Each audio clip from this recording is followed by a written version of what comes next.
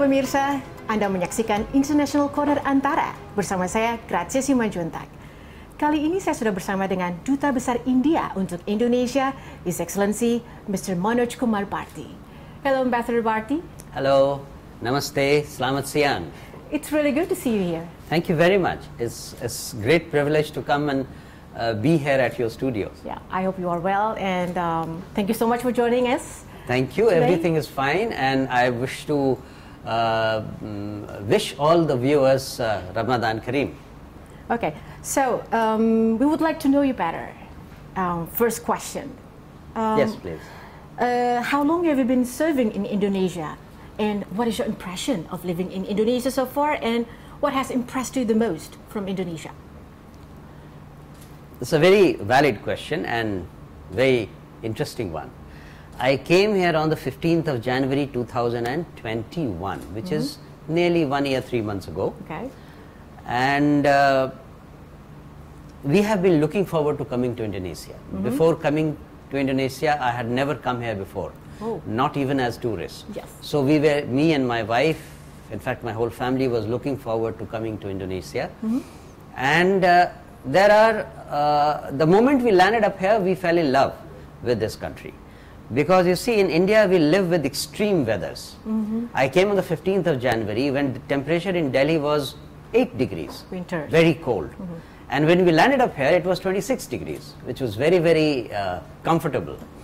And not only that, in summers, within 2 months' time, India becomes 40 degrees. Indonesia still is about 28 degrees.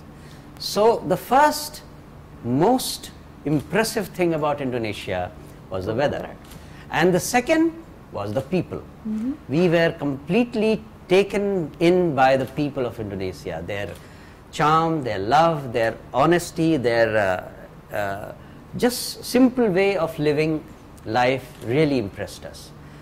But within a few months, what impressed me about Indonesia is the unique combination of culture and religion. As you know, India itself is having the second most populous amount of Muslims. We have the second most largest Muslim population. But even with that in mind, I find that the way the culture and religion have mixed together in Indonesia, I think Indonesia should be a guru of Islamic world very soon. So glad to hear that. Next, in terms of increasing cooperation between the two countries, what are the goals that you still want to achieve? You see, we started with a very positive note immediately after independence. But somehow in the middle years, we lost that intensity. The relationship has always been strong, but the intensity came down. It all changed after the back-to-back visits of President Jokowi to India in January 2018 and visit of our Prime Minister, Mr. Narendra Modi, to Indonesia in May 2018. We started having a comprehensive strategic partnership. We signed an agreement, and then we signed about 15 different agreements. But all that actually resulted in intensifying our bilateral exchange to an extent that in 2019 we had about 25 different delegation and talks. And it would have intensified in 2020. Unfortunately, the COVID struck, and we came down to little lower projection of our bilateral relationship. But you asked me about what are the goals of bilateral relationship. I must say we should realize that India and Indonesia are natural partners. They are natural, I would say in some perspectives, workers in the global community. As you perhaps know, India is today the biggest or most populous country in the world. Indonesia is the 4th most populous country in the world. If you join our people together, it becomes almost 1.7 billion people, which is 1/4 of the entire population on the globe. If you take every 1 out of the 4 people on the world will be either an Indian or an Indonesian. We are the world's largest and the 3rd largest democracy.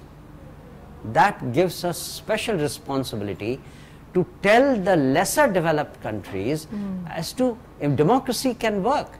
If our countries can flourish together, keeping a democratic model, we are passing on an example to other countries.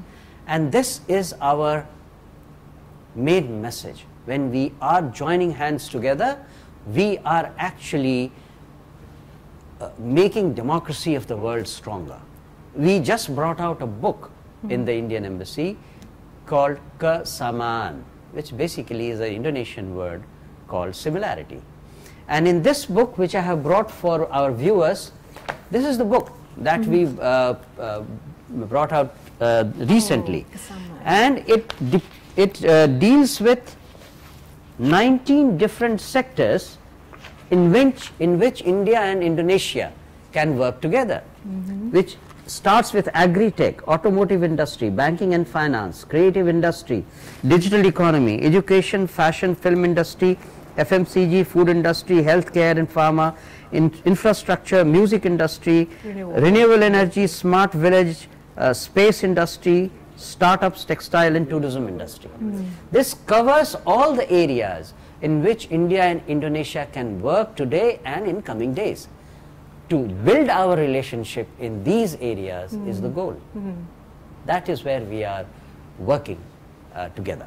Okay, you've mentioned that earlier, but can you tell us a little bit more about the bilateral relations between India and Indonesia, maybe in terms of trade, economics?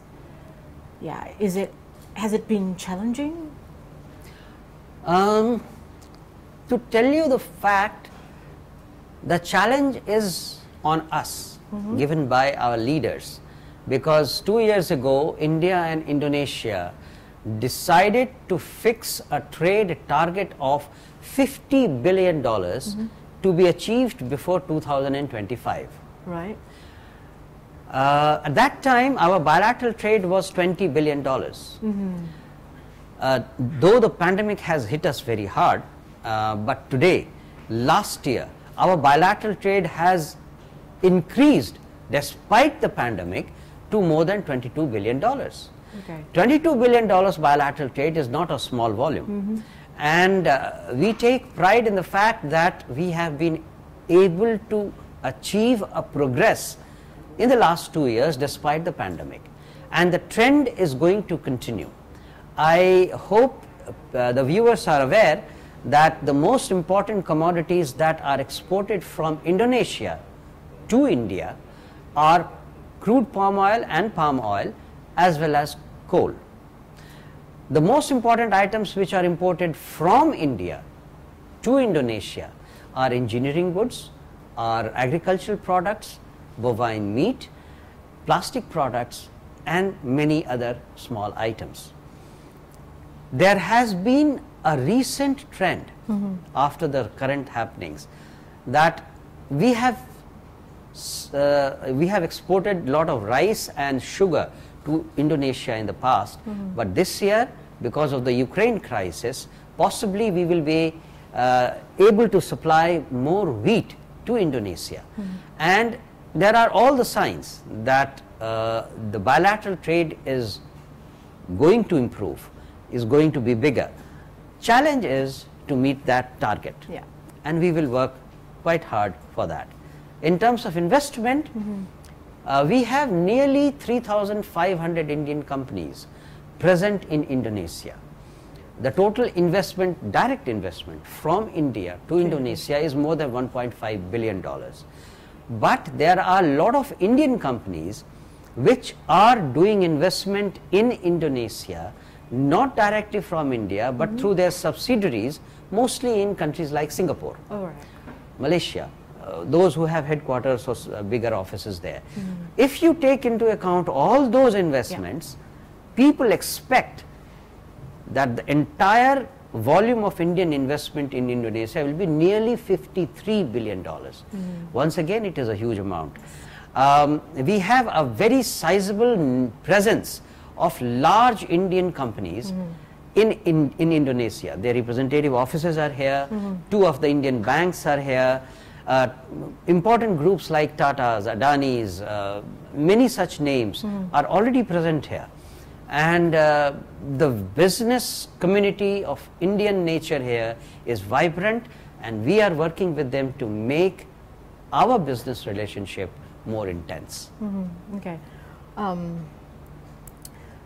You've mentioned that earlier, but we know Indonesia and India are home to multiple languages, cultural customs, religions. And how do you see the ethnic and cultural diversity in Indonesia? Once again, we seem like twins, because I understand Indonesia has about 1100 ethnic groups, something like that. India has nearly 1650 ethnic groups. Okay. The kind of diversity you have in terms of languages or tribes, culture, we also have a similar experience.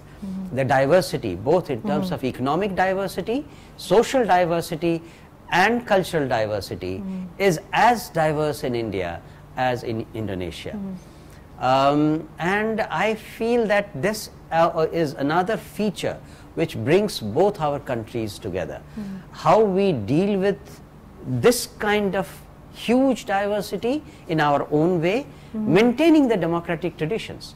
That's a challenge, and that's a lesson for the other countries which are having these kind of diversity and are still struggling to find a way out. I must tell the viewers here at this point that very few people know that in India we deal with our diversity in a very unique way. We have 22 official languages in India. In our constitution, 22 languages have been given the status of official language. If you see the Indian currency note, I wish I had one to show you, but it has the value written in 15 different scripts. Their scripts are also different. And all those 15 scripts are our scripts. Our official languages are written in those scripts. Wow. Okay. How does India's effort on ensuring that the peace in diversity always come first to handle the previous conflict, Ambassador? You see, democracy offers us a channel for everyone's aspirations to be heard.